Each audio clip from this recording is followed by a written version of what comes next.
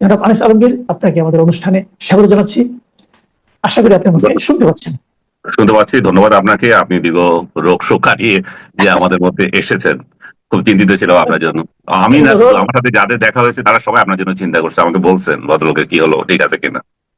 যাই অনেক হোক। কৃতজ্ঞতা, সবার প্রতি অনেক কৃতজ্ঞতা।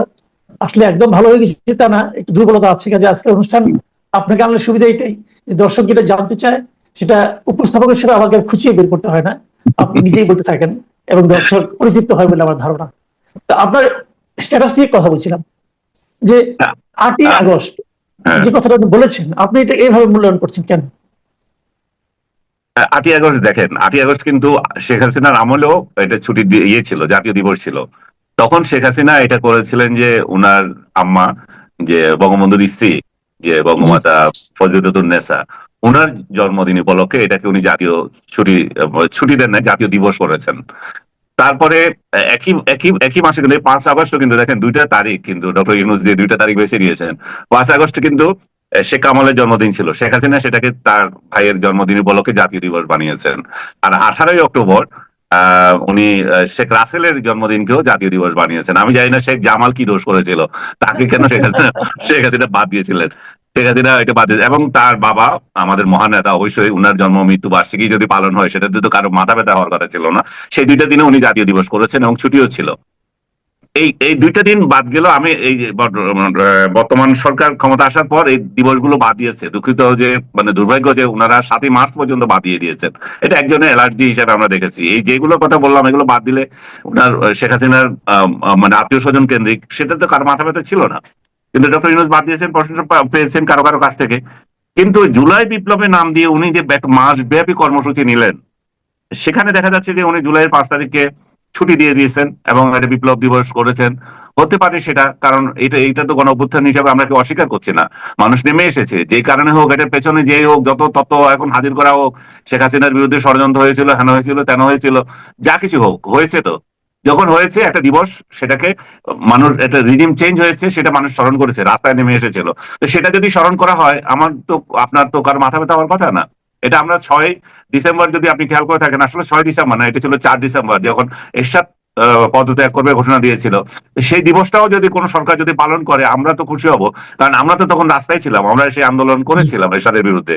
কিন্তু কোনো সরকারই করে নাই। শেখ হাসিনার সরকার বলেন, খালেদা জিয়ার সরকার বলেন, সেই দিনটাকে কিন্তু তারা নিজেদের কর্মসূচি হিসাবে পালন করতো, স্বৈরাচার পতন দিবস। পরে কিন্তু সেটাও আর হয়নি।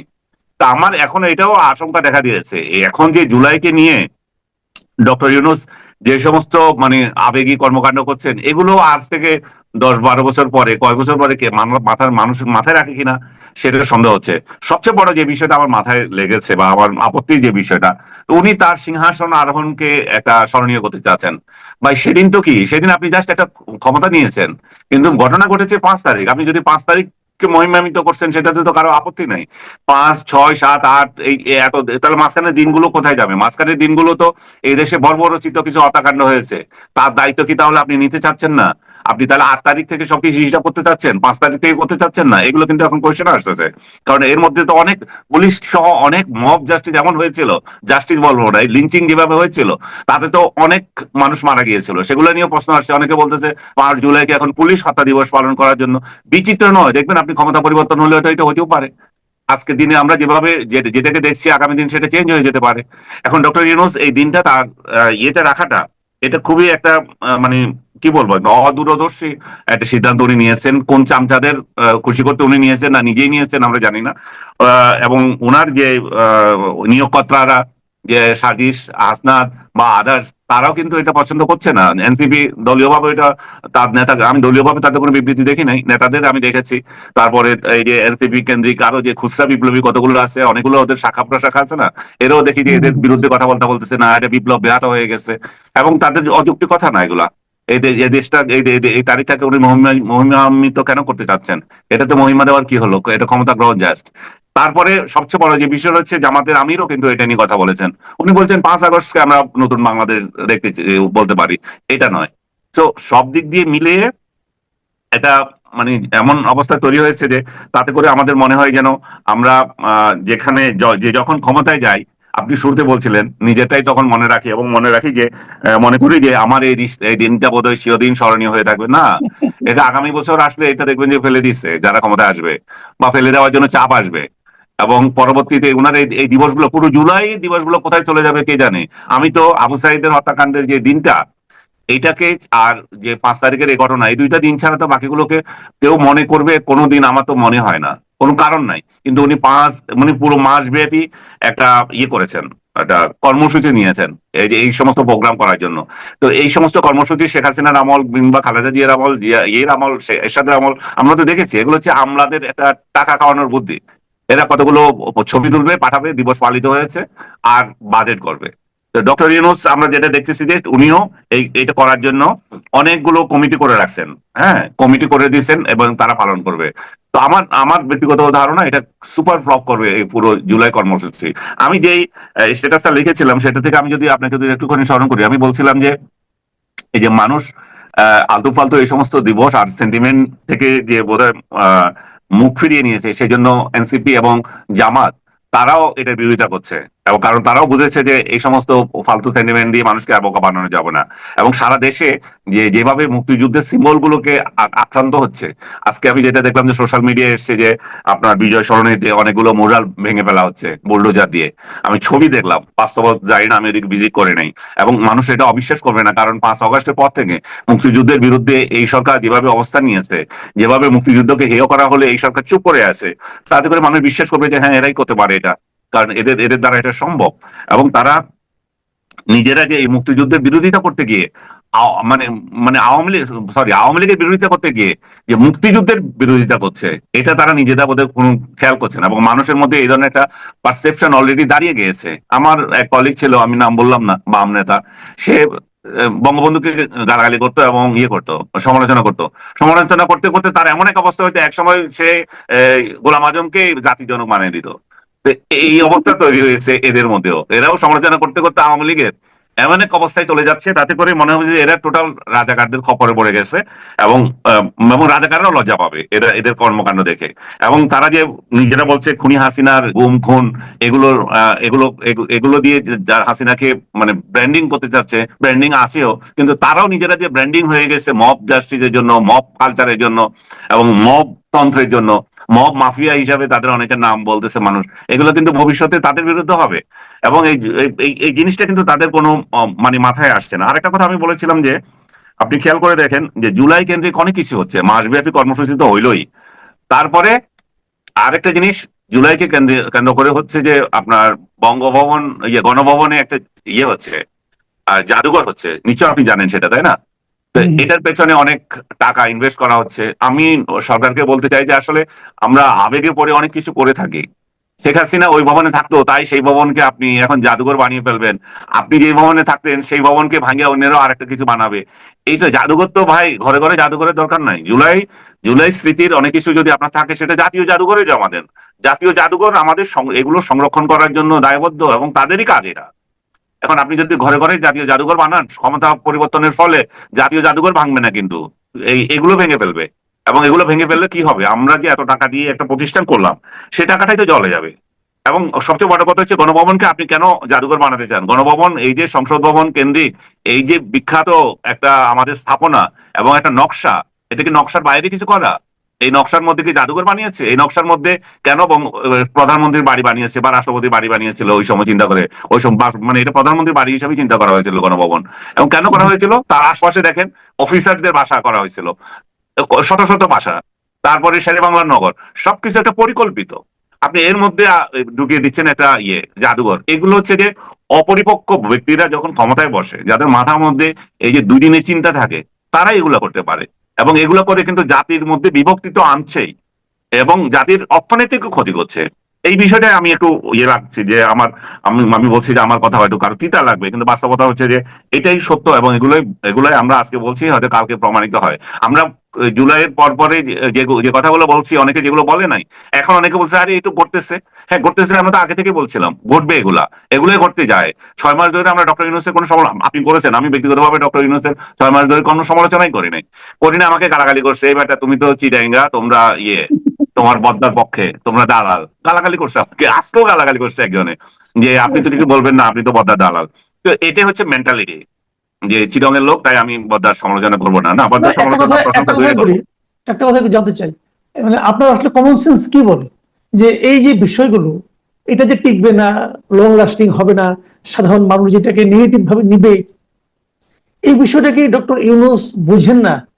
ওনার রাজনৈতিক জ্ঞানটা কম, কিন্তু হুম। এইটুকু তো উপলব্ধি করার ব্যাপার আছে যে মানুষ আসলে কতটুকু বুঝতে পারে, মানুষ কতটুকু নেয়, মানুষ বাংলাদেশে মানুষের যে ক্যারেক্টারটা, যে খুব দ্রুত সিদ্ধান্ত চেঞ্জ করা, দ্রুত হুম। মাথায় উঠানো, মাথা থেকে নামিয়ে ফেরানো, উনি তো দেখেছেন সবই। উনি এই ধরনের মানে সিদ্ধান্তের দিকে যাচ্ছেন কেন? উনি যাচ্ছেন কারণ হচ্ছে যে এটা শুরুতেই গন্ডগোলটা হয়েছে, এটাকে স্বাধীনতা 2.0 বানিয়ে এটা একটা গণ অভ্যুত্থান। এই গণ অভ্যুত্থানকে স্বীকৃত অর্থে এটা স্বীকৃতি পাওয়ার বিষয়। কিন্তু আপনি গণ অভ্যুত্থানকে একটা জাতির অভ্যন্তরীণ গন্ডগোলকে আপনি যদি স্বাধীনতা যুদ্ধের সাথে তুলনা করতে যান, তখনই সবকিছু গোলমাল পাকিয়ে যায়। তো যারা এটাকে 2.0 বানাতে চেয়েছিল, এবং এটা বানাতে চাওয়ার কারণেই তারা বারবার এটাকে মহিমান্বিত করতে চাচ্ছেন, মহিমা দিতে চাচ্ছেন। সরকার এখন পুরো জুলাই মাস জুড়ে যে জুলাই বিপ্লব গলানোর যে কর্মসূচি নিয়েছে, মানে গিলানোর যে কর্মসূচি নিয়েছে, এই গিলানোর কর্মসূচির উদ্দেশ্য তো এটাই, যে এটা ইতিহাসে স্থান দেওয়া। এটা কিন্তু 71 থেকে বড় কিছু। শেখ হাসিনাকে হটানো কিন্তু বিরাট এক কাহিনী। মানে এরশাদকে যে আমরা হটিয়েছিলাম সেগুলো কিছুই ছিল না, সেগুলো এমনি এমনি হয়েছিল। তখন যে বিভিন্ন রাজনৈতিক দল একসঙ্গে রাস্তায় নেমেছিল, শুধু শেখ হাসিনাকে হটানোটাই বিরাট বিপ্লব, মাইলস্টোন হয়ে গেছে বাংলাদেশের, বাকিগুলো না। অবশ্যই এরশাদকে হটানো একটা বিরাট ঘটনা, শেখ হাসিনাকে হটানো বিরাট ঘটনা। আওয়ামী লীগ লোকজন মনে করে যে খালেদা জিয়াকে যে 96 সালে তারা হটিয়েছিল, সেটাও একটা ঘটনা। এগুলো কি? এগুলো হচ্ছে আমাদের আভ্যন্তরীণ রাজনীতি। এখন এটাকে যদি আপনি স্বাধীনতার সমতুল্য করতে যান, তখনই গন্ডগোল লেগে যাবে। এই গন্ডগোলটা তারা শুরু থেকে এটাই করেছিল। ডক্টর ইউনূস সেই গন্ডগোলের মধ্যে আছেন। উনার রাজনৈতিক জ্ঞান তো কি আছে আপনি জানেন, উনার রাজনৈতিক জ্ঞান, উনি তো বিদেশিদের নিয়ে ব্যস্ত। বিদেশি কেউ আসলে তাকে দেখা দেওয়া, মানে যদু মধু যা বাংলাদেশে আসলেই ওনার দেখা পাওয়া যায়। হ্যাঁ, উনি আবার যখন বিদেশে যান, যদু মধু যারাই দেখা করতে চাচ্ছেন সবাইকে উনি দিতে পারছেন। বিদেশি সাংবাদিকদের জন্য ওনার দরজা মানে খোলা। এখন তো 12 না 13 নম্বরে আবার যাইতেছেন আপনার মালয়েশিয়া, সেটা আবার পাকা হয়ে গেছে। জুলাই বিপ্লব ফালাই দিয়ে চলে যেতে চাইছিলেন, তারপর মালয়েশিয়াকে রিকোয়েস্ট করছে যে ভাই এই 37 জুলাইয়ের পরে একটু দাও, ওরা এর মধ্যে দিয়ে দিয়েছিল। যাক, ওইখানেও যাবেন, ওইখানে দেখবেন আপনি বিদেশি সাংবাদিকদের সাথে কথা বলবেন। কিন্তু দুর্ভাগ্য হচ্ছে যে উনি বাংলাদেশি সাংবাদিকদের সাথে কথা বলেন না, আসেন না। ওনার সিলেক্টিভ সাংবাদিকদের উনি ইন্টারভিউ দিচ্ছেন, কিন্তু উনি একটা জাতীয় প্রেস কনফারেন্স করছেন না যেখানে সাংবাদিকরা যাবে। কয়দিন আগে কিছু সাংবাদিককে ওনার কার্যালয়ে ডাকা হয়েছিল, একজন মন্ত্রী ব্রিফ করেছেন। আমি ভাবছিলাম বোধহয় ওনার মুখোমুখি হবে, তাতে করে আমি একটা দেখতে পেতাম যে যাদেরকে শেখ হাসিনা দাওয়াত দিয়ে নিয়ে গেছিল, শেখ হাসিনার ওই চামচাদের সঙ্গে আরো 2-4 জন সাংবাদিক তো গিয়েছিল, যেখানে কঠিন কোশ্চেন করতে পারে, করেছে। এখন আমরা দেখতাম কত বড় বড় মেরুদণ্ডওয়ালা সাংবাদিক বাকি রয়ে গেছে, যারা ডক্টর ইউনূসকে কঠিন কোশ্চেন করে। জাতি কিন্তু বঞ্চিত হচ্ছে গত 11 মাস ধরে। যে জাতির এত কঠিন কঠিন প্রশ্ন করা সাংবাদিকরা, মেরুদণ্ডওয়ালা সাংবাদিকরা কিন্তু দেখতে পাচ্ছে না। দালালরা তো সব পালিয়েছে, আর মেরুদণ্ডওয়ালা সাংবাদিক যারা এখন বিভিন্ন জায়গায় আছে, তাদের মেরুদণ্ড কত শক্ত এটা কিন্তু বাংলাদেশের মানুষ এখনো দেখতে পাচ্ছে না। কারণ লাইভ কোনো অনুষ্ঠান হচ্ছে না। এই শেখ হাসিনা যে তামাশা করতেন সেটা সারা বাংলাদেশ দেখতো, এখানে কোনো তামাশা হচ্ছে না, এই তামাশা বন্ধ। এবং উনি সাংবাদিকদের মুখোমুখি হচ্ছেন না। আপনার কি ইচ্ছা হয় না যে উনি একটা সংবাদ সম্মেলন করুক, আপনাকে, অবশ্যই, আমাকে এবং অবশ্যই। আরো কয়েকজন সাংবাদিককে দাওয়াত দিক, আমরা যাই সেখানে প্রশ্ন করি? হম হম হম। আচ্ছা, একটা কথা আপনি আমাকে বলেন, যারা ওনার নিয়োগ করতে হিসেবে উনি নিজেই স্বীকার করেছিলেন, এই ছাত্ররা, হুম। এদের মধ্যে একজন এই সার্জিস আলম, উনি নিজে একটা স্ট্যাটাস দিয়ে বলেছেন যে 8ই আগস্ট দ্বিতীয় স্বাধীনতা শুরু হয়নি, দ্বিতীয় স্বাধীনতা নষ্টের, হুম। ছাড় দেওয়ার এবং বিপ্লব বেহাতের কর্মযজ্ঞ শুরু হয়েছে। হুম। তো এখন ওনার নিয়োগকর্তারাই তো বলতেছেন যে ওই দিন যে ওনাকে নিয়োগ দেওয়া হয়েছিল, হুম। যে উদ্দেশ্যে দেওয়া হয়েছিল সেটা তো উনি পালন করতে পারেন না, বরঞ্চ 5ই আগস্ট যে বিপ্লবটা, জুলাই বিপ্লবটা, সেটা নষ্ট শুরু হয়েছে ওই দিন থেকে। ওইটাই আমি লিখলাম তো, যে আমি মনে হ্যাঁ, করছিলাম যে ভয় পাচ্ছি যে স্বৈরাচারের দোসর তুমি এই কথা বলতেছো। ওমা দেখি সবাই একসাথে লাগছে পরে, আমার পরেই সবাই বলতেছে এই ডেটটা কেন হইলো। তো তাতে আমি বাইসা গেলাম যে স্বৈরাচারের দোসর বললো না, ওরাও নিজেরা এখন দোসর হলো। ডক্টর ইউনূস কেন এই ডেটটা পালন করছে? এবং দেখেন সাজিদ আলম যে কথাটা বলছে এটা তো খুবই আপত্তিকর, যে 8 হুম, তারিখ থেকে বিপ্লব ব্যাহত হচ্ছে। তার মানে কি? রাইট। ডক্টর ইউনূসকে আমরা সবাই সমর্থন করে এই সরকারে বসিয়েছি। ডক্টর হুম ইউনূস তো উড়ে এসে জুড়ে বসেন নাই, তাই না? উনি হুম হুম, সর্বসম্মতিক্রমে বসছেন। বাংলাদেশ সেনাবাহিনী, বাংলাদেশের প্রত্যেকটা পলিটিক্যাল পার্টি একসঙ্গে বসে 8 তারিখ থেকে ওনার যাত্রা শুরু হয়েছে। এখন আপনি বলতেছেন বিপ্লব ব্যাহত হয়েছে। ব্যাহত কি হয়েছে? তার মানে আপনি কি করার কথা ছিল 8 তারিখে বা 5 তারিখের পর? আপনাদের কি করার কথা ছিল? সেটা করলেন না কেন? সেটা বলতেন। আরো 5-এর পরে তো আরো 3 দিন 4 দিন সময় গেল। এর মধ্যে যার যার বাড়ি ভাঙা, যারে যারে হত্যা করা, পুলিশ মারা, সবকিছু তো করলেন। এই কাজটা করতে পারলেন না কেন? এবং এটার জন্য এবং এই সাজিস আলমরাই তো ডক্টর ইউনূসকে চয়েস করেছেন। বাংলাদেশ সেনাবাহিনী তো বলা হচ্ছে যে না, ওরা নিজেরাই তো বললো, সেনাবাহিনী বলছে যে না, উনি যেহেতু বিতর্কিত, আমরা দ্বিতীয় আরেকজন ব্যক্তিকে দিই। সেনাবাহিনীর কথা উপেক্ষা করে তারাই পছন্দ করেছে। রাজনৈতিক দলগুলো সেটা সমর্থন করতে তখন বাধ্য হয়েছে। তো তাহলে এরা যখন আজকে ডক্টর ইউনূসের বিরুদ্ধে কথা বলে, তাহলে এগুলো তো হিপোক্রেসি। এই সাজিস আলমরা একসময় বঙ্গবন্ধুর নামে স্লোগান দিয়েছে, বঙ্গবন্ধুর গুণগান গাইছে, শেখ হাসিনার গুণগান গাইছে, তারপরে এখন আবার ডক্টর ইউনূসের গুণগান গাইছে, এখন ইউনূসের বিদায় বেলায় আবার সুর বদল করতেছে। এগুলো তো ঠিক না। জি, ঠিক আছে, অনেক ধন্যবাদ, অনেক ধন্যবাদ জনাব আনিস আলম ভাই। আমরা একটা বিষয় নিয়ে কথা বললাম আজকে, কিন্তু এই বিষয়টা নিয়ে আলোচনা হওয়া খুব জরুরি ছিল। আমাদের আসলে বোঝা দরকার ছিল দেশ আসলে কোন দিকে যাচ্ছে। প্রিয় দর্শক, আপনারাও শুনলেন আনিস আলমের বিশ্লেষণ। আবার কথা হবে। আল্লাহ হাফেজ।